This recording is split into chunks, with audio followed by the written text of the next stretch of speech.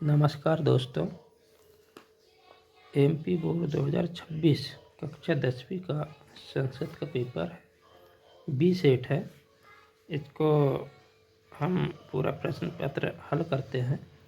इसमें सही आंसर पूरे लिखते हैं। आप इसको देख करके अपना प्रश्न पत्र का आंसर मिला करके आप अपनी स्कोरिंग कर सकते हैं कि हमें कितने अंक आएंगे। ये संस्कृत का पेपर है, बी सेट है, ये 2026 का पेपर है और इसमें निर्देश भी दिया है। सभी प्रश्न अनिवार्य रूप से करना है और सभी के सामने अंक दिए हुए हैं।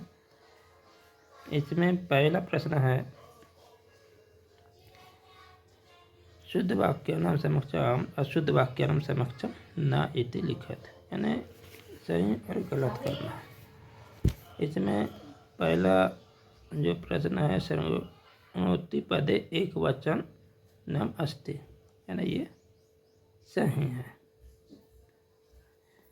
दूसरा प्रश्न है, पचती पदे लोट लकार अस्ति, ये लोट लकार, पचती में लोट लकार नहीं आता, यानी ये गलत। ना, हम इसको ना भी लिख सकते हैं और ये हाँ।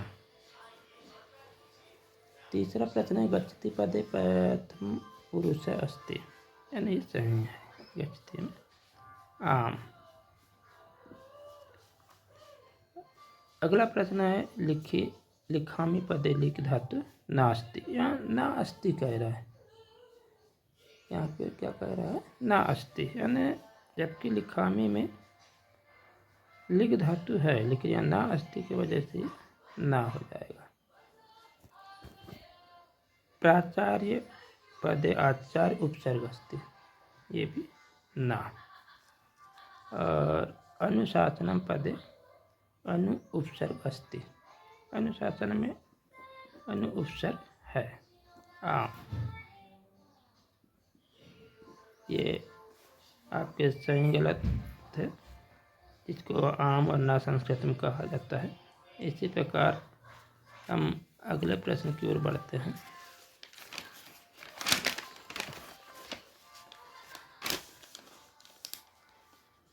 दूसरा प्रश्न है, युग्मेलनम कुरुत। युग्मेलनम कुरुत में सही जोड़ी बनाना है आपको। सही जोड़ी में पहला है हिमालय, और इसमें हिमालय में संधि है, यानी ये संधि आएगी, जिसको हम पहला नंबर दे देते हैं। इसी प्रकार दूसरा है अन्य धन उक्तम, अन्य धन उक्तम, अन्य उक्तम, यहाँ एक दूसरा नंबर देते हैं। और तीसरा है व्यंजन संधि। तीसरा व्यंजन संधि है। व्यंजन संधि में कौन सा उदाहरण आएगा, तो ये सदाचार, ये तीसरा। इसी प्रकार चौथा है निहारम,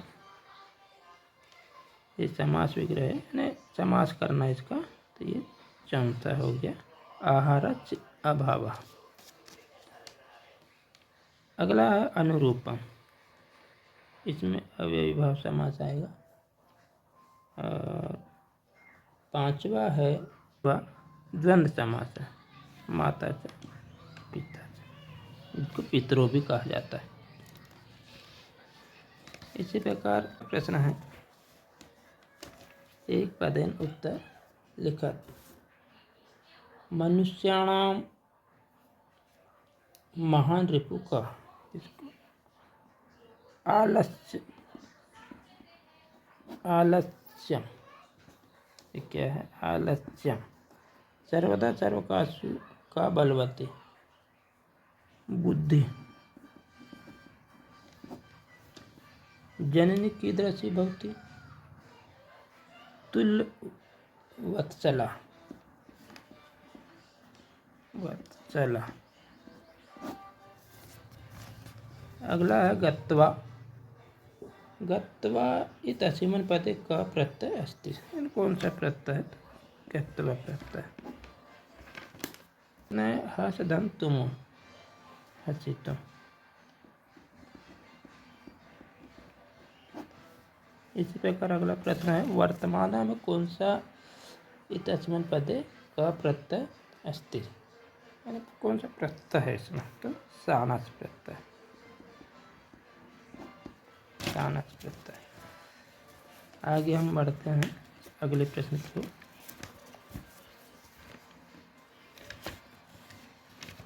प्रश्न नंबर 4, उचित विकल्पम चित्वा लिखत। राजन शब्द चतुर्थी विभक्ति रूपम अस्ति, यानी कौन सी विभक्ति, 4 ऑप्शन दिया इसमें, तो इसका राजम का जो चतुर्थी विभक्ति होगा ये राज्ञ। और अगला है बाल का इतसिमन पद विभक्ति अस्ति, बाल का में कौन सी विभक्ति है, तो ये लगभग बहुत सरल विभक्तियाँ हैं, ये लगभग सभी को बन भी जाती है। प्रथमा विभक्ति सेकंड वाला ऑप्शन आएगा इसमें। इसी प्रकार अगला प्रश्न है लतासु। लतासु इतसिमन पदे वचनम अस्ति, वचन पूछा है, कौन सा वचन आएगा इसमें। पेपर को थोड़ा सा जमा लेते हैं। लतासु में बहुवचन है, सप्तमी विभक्ति का बहुवचन जिसको बोला जाता है।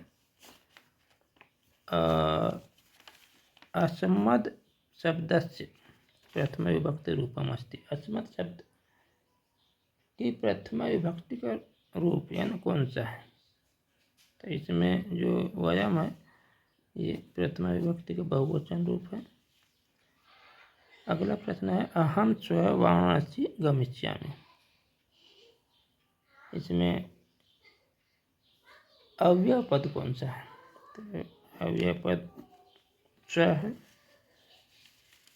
इसी प्रकार अधोलिखितेषु शब्देषु अव्यय पदम नास्ति बोल रहा है, ये थोड़ा सा प्रश्न को समझना रहता है, प्रश्न को देखना पड़ता है इसमें क्या चीज़ है क्या नहीं, कौन सा नहीं है, तो राम। इसी प्रकार 5वें प्रश्न की ओर चलते हैं। खाली स्थान भरना है, प्रदत्त शब्द रिक्त स्थानानि पूर्यत। तो पहला प्रश्न है इसका सूर्य इत्यस्य पर्याय पदम खाली स्थान अस्ति, सूर्य का भानु है, यहाँ लिख भी देते हैं भानु। तनय इत्यस्य पर्याय पद तनय का पुत्र है, यहाँ लिख दिए हमने पुत्र। तीसरा है दुर्लभ इत्यस्य पदस्य विलोम पद अस्ति, तो यहाँ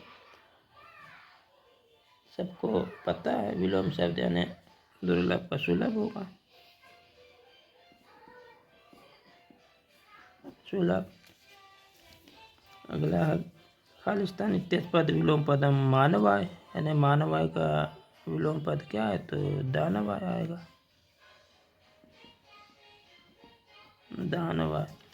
नीलकंठ नीलकंठ इत्यस्य पदयो विशेषण पदम खालिस्तान अस्ति, नीलकंठ का, नीलकंठ में जो है विशेषण पद क्या आएगा, नील,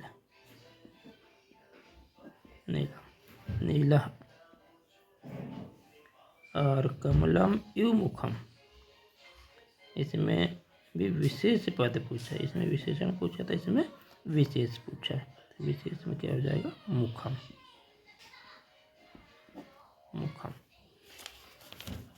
इसी प्रकार अगले प्रश्न की ओर बढ़ते हैं। प्रश्न नंबर 6 नंबर के प्रश्न में यह कह रहा है 6 से 10 पर्यंत प्रश्न है ना, प्रश्न नंबर 6 से 10 तक जो है ये 6 प्रश्न से 10 प्रश्न तक अथवा वाले रहते हैं, और इनमें दोनों में से कोई एक प्रश्न करना है। जैसा पहले दिया है कवि किमर्थम प्रकृति शरणम इच्छति, तो इसमें हमने प्रश्न यहाँ लिख दिए हैं, अत्र धरातले जीवितम दुर्लभम जातम अतः कवि प्रकृति शरणम इच्छति। इसी प्रकार अथवा का है, अथवा में से कोई एक करना रहेगा। अगला प्रश्न है बाल भवात हेमकम कुत्र विराजते, पशुपति यानी बाल भावात हिमकर पशुपति मस्तकम के चैत कच्छत तत्व विराजते। इसी प्रकार अथवा का भी है, कयो एक शरीरण दुर्बल आसित, कयो हट जाता है और इसकी जगह में बलि वर्धयो लिखना है। अगला प्रश्न है इसमें, कच्चित् उपशमनस्य स्थिरोपाय नास्ति। तो भूकंपस्य कच्छ हट करके क्या जाएगा, भूकंप। उसी प्रकार अथवा का प्रश्न है, अथवा में से कोई एक कर लो, का हट जाएगा इसमें, का वातावरण कर्कश ध्वनि नाम आकुली करोति। तो का है, बस एक एक सब उसमें आते हैं, बहुत छोटे छोटे प्रश्न रहते हैं। नराणाम प्रथम शत्रु कहाँ, यानी मनुष्य का प्रथम शत्रु कौन है, क्रोध। इसमें क्रोध आएगा। उदय समय अस्त समय च का रक्त भवति। सविता, सविता यानी सूर्य जो है, ये उदय और डूबते समय अस्त होते समय भी एक सा बना रहता है। इसी प्रकार प्रश्न नंबर 10 है, बका कीदृशान मीमान कृतम कुरत्या भक्ष्यति। इसमें वराकान चर्चा शोभा केन भवति, राजहंसेन। और छोटे प्रश्न रहते हैं इसमें। प्रश्न नंबर 11, इसमें अगला जो प्रश्न है, वाच्य परिवर्तन कुरुत। कोई दो करना है, 3 देता है, 3 में से कोई 2। फलम खादते, इसको कर्मवाच्य में बदलना है। और जब कर्मवाच्य में बदलते हैं तो इसके नियम परिवर्तित हो जाते हैं। तो स फलम खादति का 3 फलम खाद्यते हो जाएगा। और दूसरा प्रश्न है, माया ग्रंथम पठति, इसको कृतवाच्य में बदलना है। अयम ग्रंथम पठितवान्। इसी प्रकार तीसरा प्रश्न है, वयम गुरुं पूजितवन्तः, इसको कर्मवाच्य में बदलना है। अस्माभिः गुरुं पूजितः। आगे प्रश्न की ओर चलते हैं। प्रश्न नंबर 12, अधोलिखित अशुद्ध वाक्य नाम शुद्धिकरण, यानी अशुद्ध वाक्य को शुद्ध करना। कोई 2। पहला है स पठामि। अब यहाँ पे स पठामि, पठामि जो पुरुष है परिवर्तित हो जाएगा, पठामि की जगह में पठ दिया जाएगा। अगला प्रश्न है, पिता पुत्र स गच्छति। तो पुत्रम की जगह में पुत्रेण हो जाएगा, तृतीय विभक्ति लग जाती है इसमें। और तीसरा प्रश्न है, रामम नमः। तो इसमें चतुर्थी विभक्ति होकर के नमः के योग में चतुर्थी विभक्ति होती है। तो इसमें रामम को क्या हो जाएगा, रामाय। इसी प्रकार प्रश्न नंबर 13, अधोलिखित तानि वाक्यानि कः कम प्रति कथयति। इसमें भी कोई 2 करना है। वो वाचा पुत्रस्य दैन्यं दृष्ट्वा अहम करोमि। इसमें क में धेनु और कम में इंद्र, धेनु गाय ने इंद्र से कहा था। दूसरा प्रश्न है, सव्यवधानम न चरित्र लोपाय, रामः लवकुशो। तीसरा प्रश्न है उसी में, तीसरे नंबर का। इसमें का कहा पिका आ जाएगा, यानी कवि ने पिक से कहा था। अगला चौथा प्रश्न 14वें नंबर का प्रश्न है, रिक्त स्थानी पूर्यत। कोई 4। सबसे पहले हमको ध्यान रखना है कि प्रश्न करना कितने हैं। तो कोई 4 प्रश्न करना है। इसमें ऑप्शन में दिया है, ये इनसे छाट करके करना है। भूकंपित समय खालिस्तान गमन एवं उचितम भवति, दोनों ऑप्शन दिया है। इसमें ब्रही आएगा। और पर्यावरण संरक्षण खालिस्तान प्रकृति आराधना, दूसरा प्रश्न। इसमें एव और सदा दिया, तो इसमें एव। अगला ऑप्शन है, खालिस्तान परिवृत अभिकथ्यते, इसमें पिका आ जाएगा। और उल्लू का खालिस्तान पद निर्मितम, इसमें आत्मसलाधीना, आत्मसलाधीना। प्राकृतिक वातावरण क्षणम संरक्षण खालिस्तान लाभदायकम भवति, यानी इसमें 2 ऑप्शन है, अत्र और अपि, तो इसमें अपि आ जाएगा। इसी प्रकार ये 4 प्रश्न रहते हैं, आधे नंबर के 2 नंबर के प्रश्न होते हैं। प्रश्न नंबर 15 की ओर बढ़ते हैं। अधोलिखितानि वाक्यानि घटनाक्रम अनुसारण लिखत। इसमें घटनाक्रम अनुसार लिखना है ना, घटना के आधार पर। और ये थोड़े कठिन होते हैं, जो बच्चे पाठ को पढ़ते हैं बारीकी से, उसको डिटेल पढ़ेंगे, उन्हीं लोगों को बनते हैं। क्योंकि पाठ के 10 से ज़्यादा करके पूछता है ये। तो इसमें यद्यपि ग्रामस आरक्षण 84 तो 4 हैं, तो इसमें सबसे पहला आएगा चौथा वाला नीचा अंधकार प्रसत्य बिजली प्रदेश पदयात्रा न स्वभाव। ये पहले चौथा वाला पहले आ जाएगा, फिर तीसरा का जो है ये दूसरे नंबर पर आ जाएगा, और दूसरा जो है ये पहला जो है तीसरे नंबर पर आएगा। ऐसा क्रम जमते रहेगा ये। इसके बाद में तीसरा, तीसरे के बाद पहला, पहले के बाद दूसरा।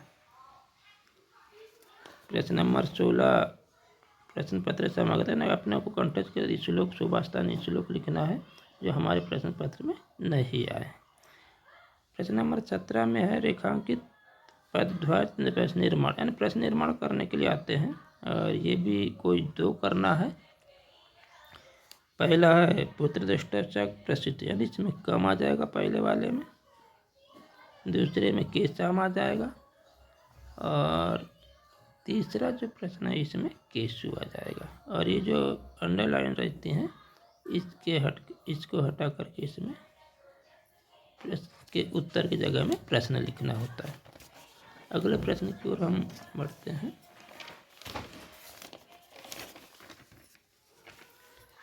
प्रश्न नंबर 18 की ओर चलते हैं। प्रश्न नंबर 18 में जो है पद्यांश अधोलिखित पद्यांश पठित प्रश्न नाम उत्तरण लिखत, यानी जो पद्यांश है इन पद्यांशों के 3 प्रश्न हैं, इन 3 प्रश्नों के उत्तर लिखना है संस्कृत में, और यहीं से छाट के लिखना होता है, बहुत सरल होता है। तो इसी प्रकार यहाँ पे दिया है का प्रथमो धर्म आचार प्रथमो धर्म, पहले का आंसर क हट जाएगा।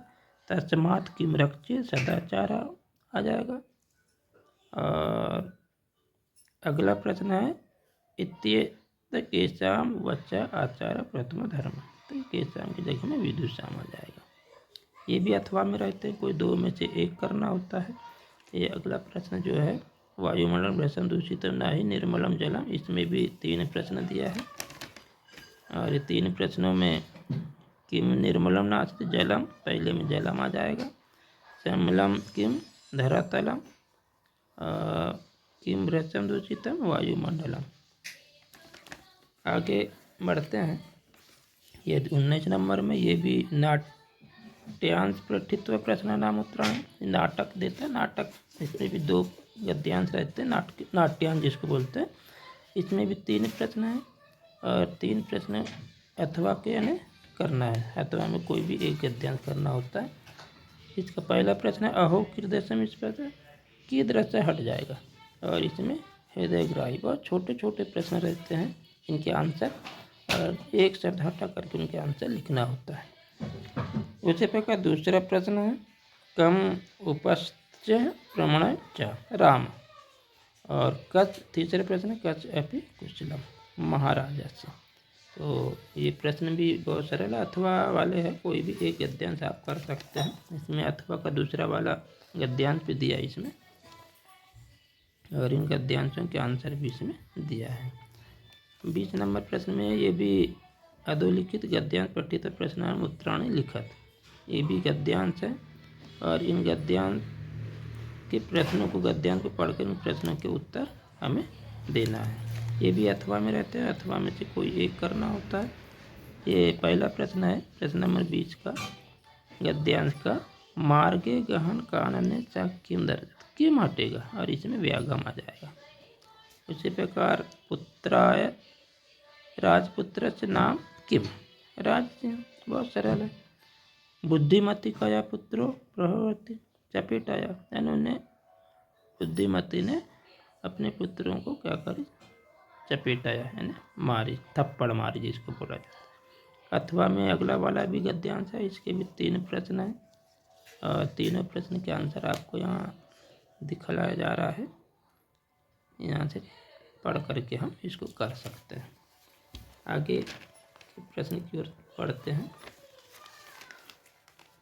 प्रश्न नंबर 21, प्रश्न नंबर 21 में भी 2 पत्र रहते हैं, आवेदन पत्र जिसको बोला जाता है। इस बार देखो यहाँ पे दिया है भवतः नाम किम विनोद, भवान अस्वस्थ अस्ति अतः दिनत्रयस्य कृते स्वप्राचार्यं प्रति अवकाशार्थम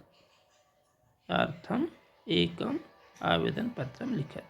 तो जब पत्र हम लिखेंगे आवेदन पत्र तो इसमें नाम आ जाएगा, विनोद का नाम, क्योंकि यहाँ दिया है तो हमको नाम विनोद लिखना पड़ेगा। और अस्वस्थ यानी बीमारी का कारण देना है, और दिन दिया है इसमें कितने दिन के लिए लिखना है, क्योंकि इसके भी अंक रहते हैं। तो पहले अगर दिन नहीं देता था हम कोई भी दिन डाल सकते हैं, 2 दिन 4 दिन 5 दिन, लेकिन इसमें दिन दिया 3 दिन, तो 3 दिन डालना है, क्योंकि इनके अंक आपके अगर नहीं डालेंगे आगे पीछे तो अंक कट सकते हैं। अथवा में इसका दूसरा पत्र दिया है, तो दोनों में से कोई एक करना होता है। अगला प्रश्न है 22 नंबर का, एक विषय 100 शब्द, कोई एक विषय पर 100 शब्दों में संस्कृत भाषा में निबंध लिखना है। और ये आपके पास 5 निबंध के लिए दिया। आदि कवि वाल्मीकि, संगति, भारतीय संस्कृति, पर्यावरण, संस्कृत भाषा या उपदेश। तो कोई 5 में से कोई एक में हमको क्या करना है, निबंध लिखना है। कितने शब्दों में, 100 शब्द, लगभग 8 से 10 लाइन। इसी प्रकार 23 नंबर का प्रश्न है। 23 नंबर के प्रश्न में अधोलिखित पठित गद्यांश पठित प्रश्न उत्तराणि लिखित, यानी अपठित गद्यांश है। और इस अपठित गद्यांश को हमें क्या करना है, पढ़ करके प्रश्न के आंसर देना है। 2 बार 3 बार पढ़ो, अपने आप इनके प्रश्न के आंसर सामने निकल के आते हैं। 5 प्रश्न है, 4 प्रश्न है इसमें, और चारों प्रश्न के आंसर इसी से हमको छाट के करना होता है।